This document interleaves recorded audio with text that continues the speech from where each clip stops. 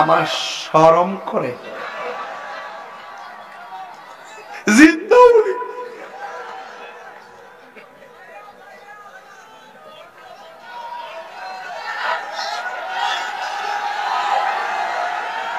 আর একটা আছে আন্তর্জাতিক ছাপাবাজ,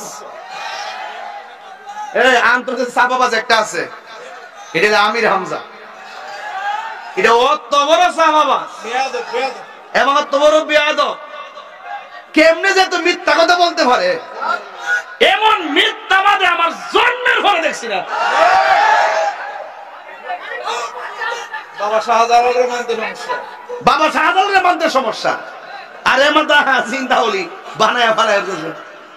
আরে বাবা আপনি বলি আল্লাহ নামে অসুবিধা নাই, আপনি কাউকে মুভমেন্ট বলবেন অসুবিধা নাই, আপনি কাউকে অলি বলবেন অসুবিধা নাই, কিন্তু তার কর্ম অলির মতো হতে হবে।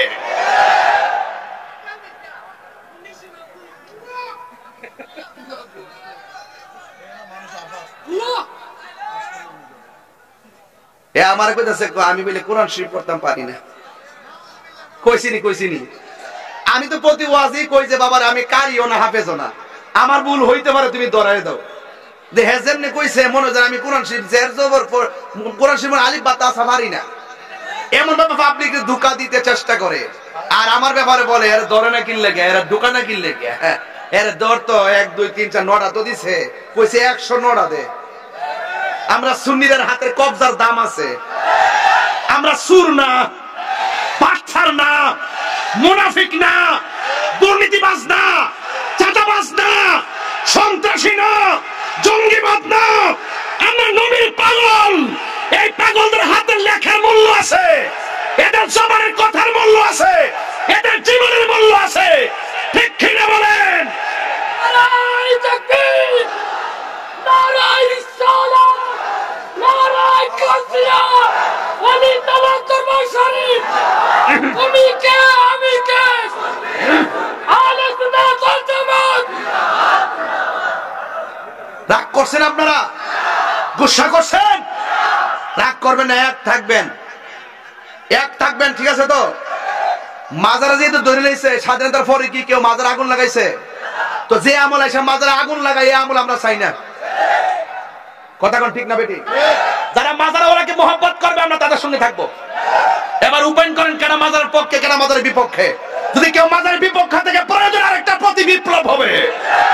কেউ যদি মাজারের বিপক্ষে অবস্থান নেই, ওলি আল্লাহর বিরুদ্ধে অবস্থান নেই, প্রয়োজনে আরেকটা অভ্যুত্থান হবে। কথা বলেন ঠিক কিনা? এখনো বলে দিচ্ছি, ইন্ডিয়ান গভর্নমেন্টকে আবারও বলে দিচ্ছি, যে মাজারগুলো ভেঙেছে অনতি বিলম্বে, এগুলো সব দৃশ্যমান ফেসবুকের পাতায় পাতায়। তদন্তের কোনো দরকার নাই, তদন্তের বাহানা করবেন না, তাড়াতাড়ি তাদেরকে গ্রেফতার করুন। যতটা মাজার ভেঙেছে প্রত্যেকটা মাজার নির্মাণ করে দিতে হবে। রাজি আছেন কিনা বলেন? তামাশা করবেন না, এক থাকবেন, হৃদয়ে ধারণা শক্তি ঠিক রাখবেন, ইমানি জজবা রাখবেন। কে কি বলবে সেগুলোর টাইম আমাদের নাই, আমরা হক কথা বলবোই। কথা বলেন ঠিক না বেঠি? তুমি কে আমি কে, নীরব না বিপ্লব? রেডি থাকেন। কারা কারা রেডি আছেন হাত তুলেন।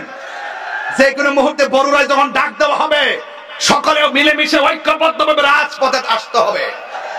আসেন না নাই? ভাইরা আমার, যুবক ভাইরা, তরুণরা এক থাকবেন।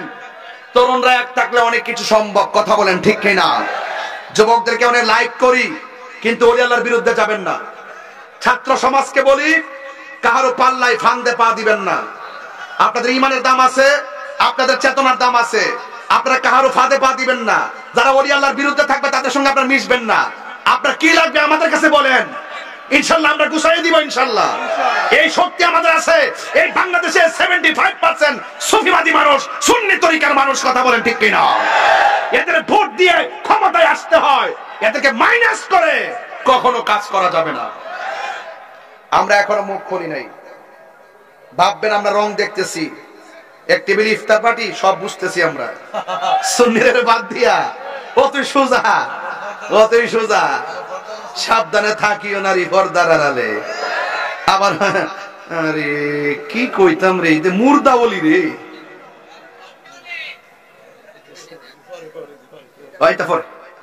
আর এখনো শুরু করছে না, তোমরা আসলে বেশি বাবা এখন দিস না, এগুলো সেতাইস না, পাগলটার সেতাইস না।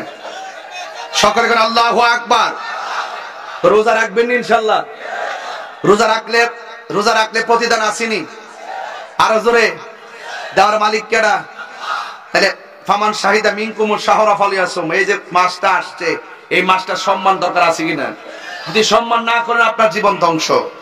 মা বাপ সংসারে পেয়েছেন, পাওয়ার পর যদি সম্মান না করেন আপনার জীবন ধ্বংস। রমজান পেয়েছেন, আপনি যদি ইজ্জত না করেন আপনার জীবন ধ্বংস। তাই আজকে এই যে দেখেন আমার জীবনে, এই যে দেখেন একটা দুইটা নরমাল মোবাইল আছে। এটা কি মোবাইল? রিয়েলমি। আর এটা আচ্ছা, দুইটা ফোন আসেনি। আমার জীবনে যখন কোটি মোবাইল ব্যবহার করছি তখনও আমি রিংটোন দেই নাই। আমার রিংটোন ছিল সেহরির টাইমে আমার মায়ের ডাক। এমন অনেক সংসার আছে এই রমজানে মার ডাক আর শুনে না। বাবা কথা সঠিক কিনা বলেন? আমি একটা কথা বলি এ ব্যাপারে, আমার যুবক গুলো একটু মনোযোগী হোক। এই যুবক আমার দিকে তাকান। এমন অনেক সংসার আছে মায়ের ডাক আর শোনা যায় না, মাটা বাসতলায় শুয়ে রয়েছে। কথা কন ঠিক কিনা? এই জন্য দাঁত থাকতে দাঁতের মর্ম বুঝবেন, মা বাপ থাকতে মা বাপের মর্ম বুঝবেন। বহুত ইফতার মা চুলার পারে বৈশা বানাই দিছে। এই নিজে আমরা ইফতার বানাই দিছে, খাইয়া ফেলছি, কিন্তু মা ইফতারটা রাখছে কিনা এই চিন্তাটাও করি নাই, অথচ আমরা খাইয়া বসে রয়েছি। এই পৃথিবীতে একটা মাত্র মানুষ যে নিজে না খায়াও খাওয়ায়, নিজে না খেয়েও কে আমার খোদা নাই, তিনি হলেন মা। তিনি কে? এই রমজান মাসে ওই মায়ের সম্মান দরকার আছে না নাই? এবং মৃত্যুর আগ পর্যন্ত মায়ের সেবার দরকার আছে না নাই? এখন আমি এত কোনো ওয়াজ করতেছি, চিল্লাইতাছি, রাষ্ট্রীয় কথা, ধর্মীয় কথা, আনুষঙ্গিক কথা, সামাজিক কথা, অনেক কথাই তো আমি বলি, কিন্তু বলার ভিত্তিতে শুধু একটা কথা বলবো যে আমার ওয়াজ যদি 30 সেকেন্ডের জন্য ভালো লেগে থাকে, আমি রমজান মাসে রোজাটাকে সামনে রেখে আমি একটা কথা বলবো, জীবনে কোনোদিন মা বাপের মনে কষ্ট দেওয়া যাবে না। যদি কষ্ট দেন আপনার মতন সুতা আমার দরকার নাই, যদি কষ্ট দেন আপনার মতন মুড়ি তলি তোলা দরকার নাই। এটা আমার পরিষ্কার। হুজুর আমার খাইতে বসে বলছে যে বাজি একটু মা বাপের ব্যাপারে কথা বলেন। তাইলে এই দেখেন কত বড় দিক নির্দেশনা, দেখেন এই কথার বাস্তব কথা আমি এখন বলতেছি। তা আপনাদেরকে অনুরোধ করব, এই রমজান মাস, আরে এই রোজার মাসে মারে দেখছি যে মাটির পাতিলের মধ্যে দইটা বসাইতো, খেজুরা গুড় দিয়া যে খাইতাম আগের মতো এখন কি আছে? এখন আপনার ফোন দিয়া দে, ফোন দিয়া দে, বাজার থেকে লইও, আবার বানাইবো, বানাইতে পারলে না, বানাইতে পারলে না, বানাইতে শিখছে না তো, দেখছে না তো। মা এই পাতিলের মধ্যে দইটা বানাইছে, দইটা মজা লাগছে নিও? খেজুরা গুড়টা দিয়ে কেমন লাগছো? আর কলার সাথে মারলে এত স্বাদের খাবারটা খাওয়াইছে, আগের মতো আর মজা লাগে না। আগের মতো সেহরি কি বোয়াইতের আমলে মজা লাগে? এরা রাত্রেবেলা রাইন্দা হট পড়তে রহে, সেহরি না কি এটা বুঝাই যায় না, মনে রাতের খাবার ওই। আর মা যত কিছুই তা হোক, মা রাতের খাবারটা এমন ভাবে রাঁধছে যেন শেষ হয়ে যায়, যেন সেহরির টাইমে আবার নতুন রান্না করতে পারে। কথা কন ঠিক না বেঠিক? এই জন্য ওই মা বাপরে কষ্ট দিলে কি রোজা রাখলে লাভ হইব? তা আপনি এক ঘরে ইফতার করতেছেন, আরেক ঘরের মধ্যে মা খাইতে পারতেছে না, এই রোজা রাখলে লাভ হইব? তাহলে মা বাপরে কষ্ট দিয়া বাজান মক্কা মদিনায় গেলে লাভ হবে না। এই জন্য অনুরোধ করে বলি বাজান, পায়ে হাত দিয়ে বলি, হয়তো আপনার আজকে বাড়িতে যাবেন, দেখবেন মাটা সেহরি রান্নাটা বসাই দিছে। যদি মা বেঁচে থাকে তাইলে পায়ে দিয়ে ক্ষমা চাইয়া বলবেন, মা যাই বলছিলাম ভুল বলছি, মাফ করে দাও। যদি কবরে যাইয়া থাকে তাহলে তো শেষই। যাবেন গুরুস্থানে, যাইয়া মা বাপের গুরুস্থানে যাইয়া মা বাপের জন্য দোয়া করবেন, আর আল্লাহর কাছে বলবেন, আল্লাহ মাকে যেই রকম সেবা করার প্রয়োজন সেই সেবাটা করতে পারি নাই, আজকে আল্লাহ তৌফিক দিয়েছে, অনেক মাছ গোশতের অভাব নাই,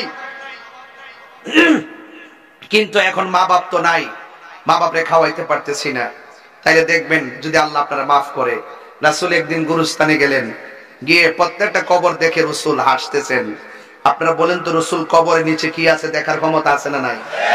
ওয়ামা ইয়াস্তাবিল আহইয়া ওয়ালাল আমওয়াত, উপরে যারা আছে আর কবরের নিচে যারা আছে এরা এক না। উপরে মানুষ আর নিচের মানুষ সমান না। ইন্নাল্লাহা ইউসমিউ মাইয়াশা, নিশ্চয়ই আল্লাহ যারা ইচ্ছা করে ক্ষমতা দেয়, তাকে দেখার ক্ষমতা দেয়। রাসূল দেখতেন কবর নিচে কি আযাব হচ্ছে, রাসূল সব কবর দেখে তিনি হাসলেন, আনন্দিত হলেন, পুলকিত হলেন। একটা কবর দেখে রাসূল চোখের পানি ফেলে কান্না শুরু করলেন। সাহাবায়ে কেরাম বললেন, ইয়া রাসূলুল্লাহ আপনি কাঁদছেন কেন? রাসূল বলছেন, সব কবরে শান্তিতে আছে, এই কবরে মানুষটা বড় কষ্টে আছে। বাজারে যাও, বাজারে গিয়ে এলান করে দাও, এই কবরের মালিক যেন কবরের পাশে আসে। সব কবরের মালিক সবার পাশে এসে দাঁড়ালো। সাহাবারা তাকিয়ে আছে যে এই কবরের পাশে কে এসে দাঁড়ায়। রাসূল দেখতেছেন এই কবরের পারে একটা বৃদ্ধা মহিলা এসে লাঠি বর করে করে দাঁড়ালো। রাসূল বললেন, মা, এই কবরের মানুষটা আপনার কি হয়? আল্লাহর হাবিব বললেন, মা, এই কবরের মানুষটা কি হয়? আল্লাহর হাবিবের কথা শুনে মহিলা ডাক দিয়ে বলেন, ইয়া রাসূলুল্লাহ, ইয়া হাবিবাল্লাহ, এই কবরের মানুষটা আমার আপন সন্তান হয়। আল্লাহর হাবিব বলেন, মা, ও মা, আপনার সন্তানটা কবরে কেমন আছে জানেননি? এবার মহিলাটা বলে, ইয়া রাসূলুল্লাহ, ইয়া হাবিবাল্লাহ, ও নবী গো, আমি জানি না। এবার আমার নবী, আপনার নবী ডাক দিয়ে বলেন, মা, আমি নবী তাকায়া দেখতেছি এই কবরের ভিতরে তোমার সন্তানটা জাহান্নামের গালিচার মধ্যে কান্না করতেছে। আল্লাহু আকবার। নবী দেখার ক্ষমতা আছে না নাই? এবার মহিলাটা মুস্কে হাসি মারলেন। আল্লাহু আকবার। এবার রাসূল ডাক দিয়ে কয়, মা, এই পৃথিবীতে সন্তানের কষ্টের কথা যদি কোনো মা শুনে, মার কলিজাটা ফাইটা যায়। আর আপনার সন্তানটা কবরের মধ্যে জাহান্নামের গালিচার মধ্যে কাতরাইতেছে, এটা শোনার পরেও আপনি কেন মুস্কি মুস্কি হাসতেছেন? এবার মহিলাটা ডাক দিয়ে, ইয়া রাসূলুল্লাহ, আমার সন্তানটা যেদিন পেটে আসছিল আমি বড় খুশি। সন্তানটা যখন ভূমিষ্ঠ হয়েছিল আমি হাজার কষ্ট নিয়েও আমি খুশি ছিলাম। সন্তানটারে তিলে তিলে আমি বড় করতেছিলাম, আমি বড় খুশি।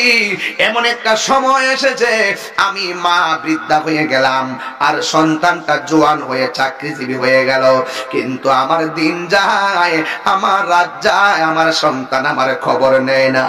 আমার সন্তান আমার এমন কষ্ট দিছে আমি আর সহ্য করতে পারি নাই। আমি আল্লাহর কাছে দুইটা হাত তুলে বলছি, আল্লাহ, আমার সন্তান আমার এত কষ্ট দিয়েছে, আমার খবর নেই না, আমার খবর নেই না। ও আল্লাহ, আমি আর সহ্য করতে পারি না, কষ্টের বাঁধ ভেঙে গেছে। ও আল্লাহ, আমার সন্তান আমার যেমন কষ্ট দিছে এই সন্তানটারও তুমি এমন ভাবে কষ্ট দিও। একটা কথা মনে রাখবেন, এই পৃথিবীর মধ্যে একটা মানুষ যখন সন্তানের জন্য বদদুয়া করে এটা কবুল হয়ে যায়, এই মানুষটার নাম হলো জনম দুঃখিনী মা। আবার যখন সন্তানের জন্য দোয়া করে আমার আল্লাহ রাব্বুল আলামিন কবুল করে ফেলেন, ওই মানুষটার নাম হলো মা। মায়ের দোয়া ওলি হয়ে যায়, আবার মায়ের বদদুয়ায় জীবন ধ্বংস হয়ে যায়। কথা বলেন ঠিক কিনা? এই জন্য আল্লাহ রাব্বুল আলামিন কোরআনে বলছেন, ইম্মা ইয়াবলুগান্না ইনদাকাল কিবারা আহাদুহুমা আও কিলাহুমা, একজন কিংবা দুইজন যদি বৃদ্ধ হয়ে যায় তাদের সঙ্গে ভালো ব্যবহার করতে হবে। ওয়া কুল্লাহুমা কাওলান কারীমা,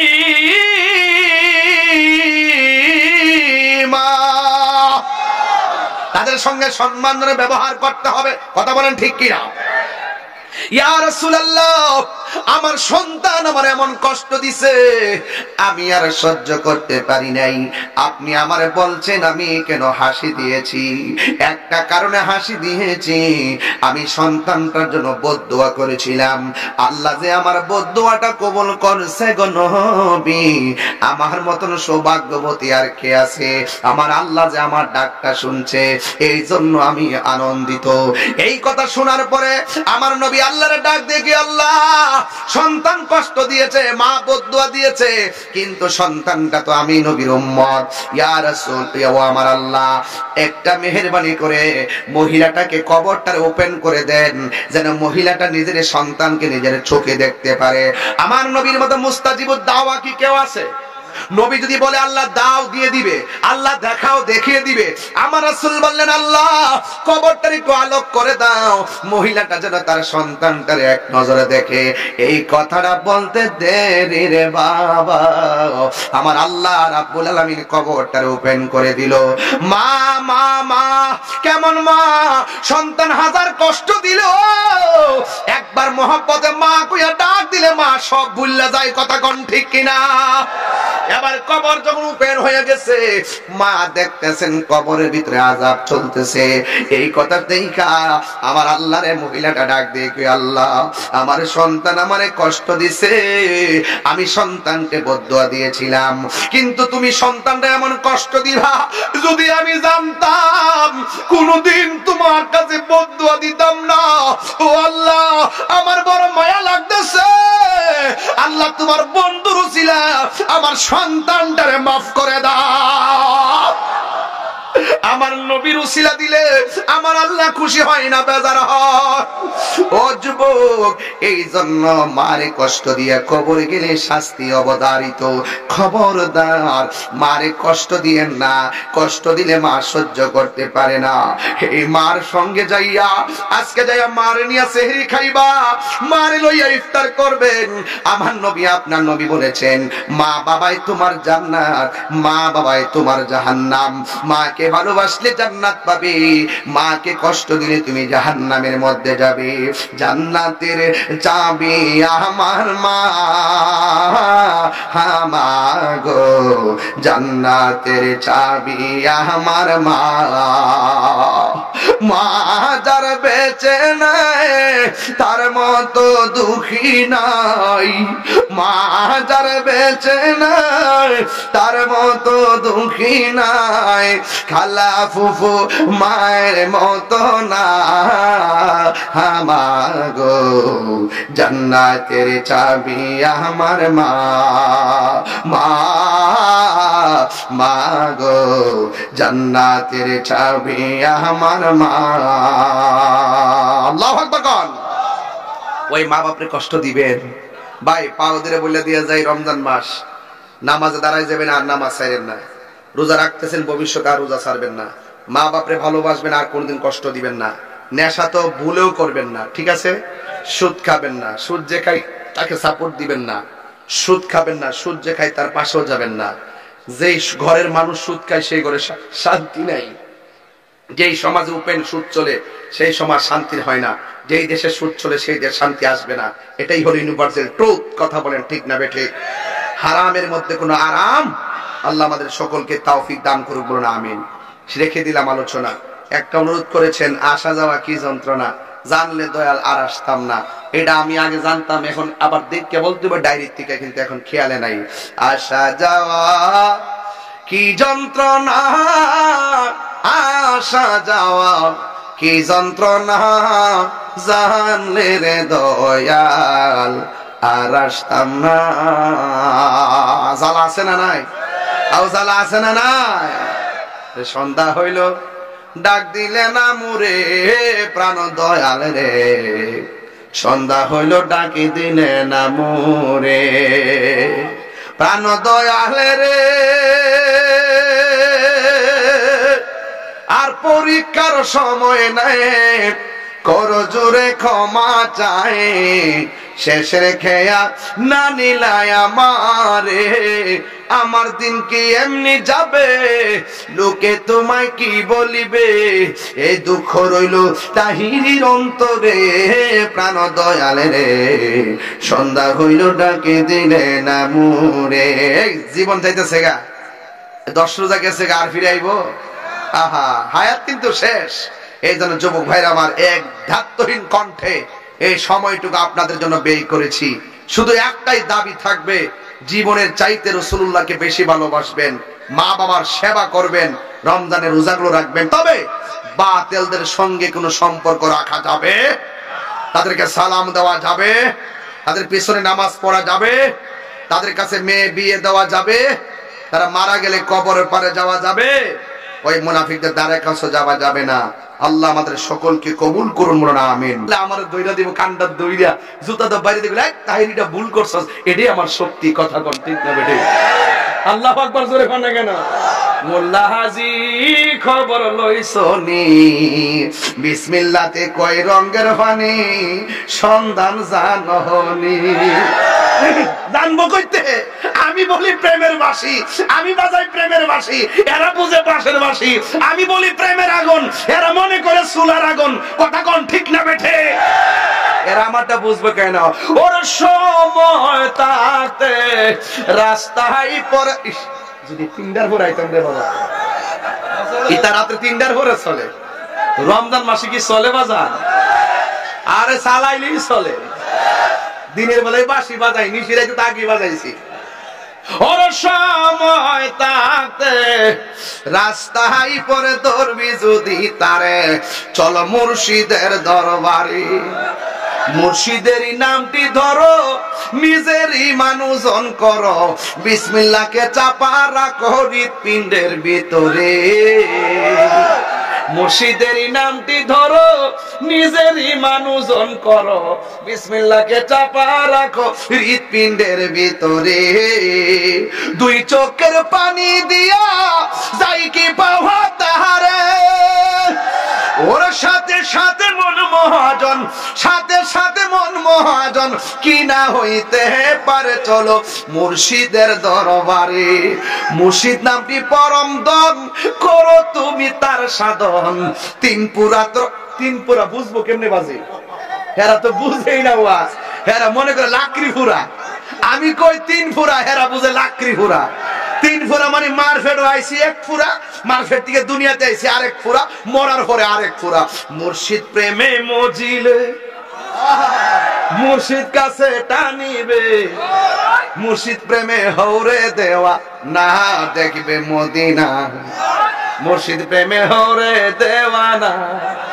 কথা কোন ঠিক কিনা? তোমার প্রেমের পাগল বলে লোকে আমায় মন্দ বলে, বলুক বলুক কিছু মনে করি না, হইলাম দেওয়ানা। মুর্শিদি প্রেমে হইলাম দেওয়ানা। বাবা টেয়া দিস না, বাবা টেয়া দেখে মাথা ঠিক না। এ আরেক পাগলাই পড়ছে দেখছিনিও। আরে নবীর প্রেমে মজিলে আমার নবী কাছে টানিবে, আরে নূর নবীর প্রেমে হৌরে দেওয়ানা, হৌরে দেওয়ানা। নবী বিনে কিছুই বুঝি না, ঠিক না বাজান? মাত্র 4.5 মিনিট টান দিছি, মাঠটা গরম হয়ে গেছে। তো এমন মেডিসিন তো আমার কাছে বাজান মিনিটে মিনিটে আছে। দেই না কি লেখা, দেই না এই জন্য যে কিছু কত তো ওয়াজও তো গরম লাগে বাজান, একটা ঘটনা তো গরম লাগে। মাথা বাসরে কর না কেন? তিন পুরা কয় পুরা? আরো জোরে কয় পুরা বলছি? তিন পুরা। এই তিন পুরা তোর দন্য হবে এই কুলে সেই কুলে। কথা কোন ঠিক কিনা? ওর সময় তাতে তোরই কষ্ট নাই খেলা শুরু করছে। কয়বার মুখটা টান মারে, কি তারি আসলে আর কইতাম রে, মুখটা টান মারে। ও ও মাশাআল্লাহ এসপাস এসপাস।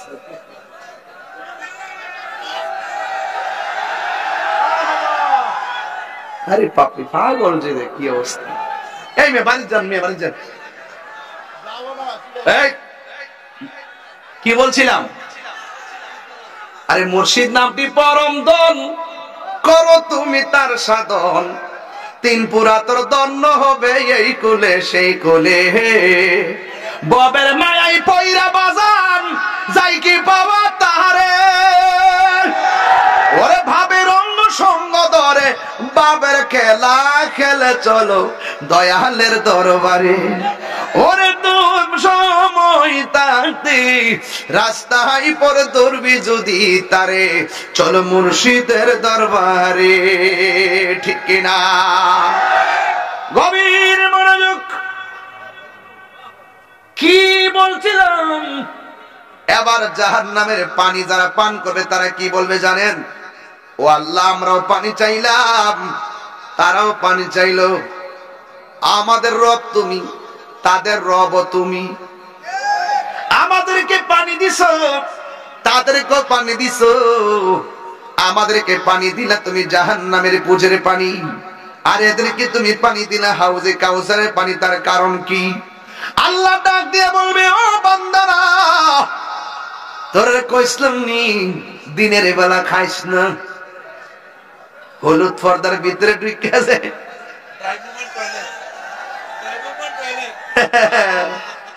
হায় হায় হায়, এটা না বলে ব্রাহ্মমান টয়লেট বলে। দেখবেন খুশবাস বাজারে যে হোটেলটি আছে হুজুর, হোটেলের মধ্যে যে নির্বাচনের যে মেম্বারের যে ব্যানারটি আছে না, এটা এমনি ঝুলে হলুদ নীল দি।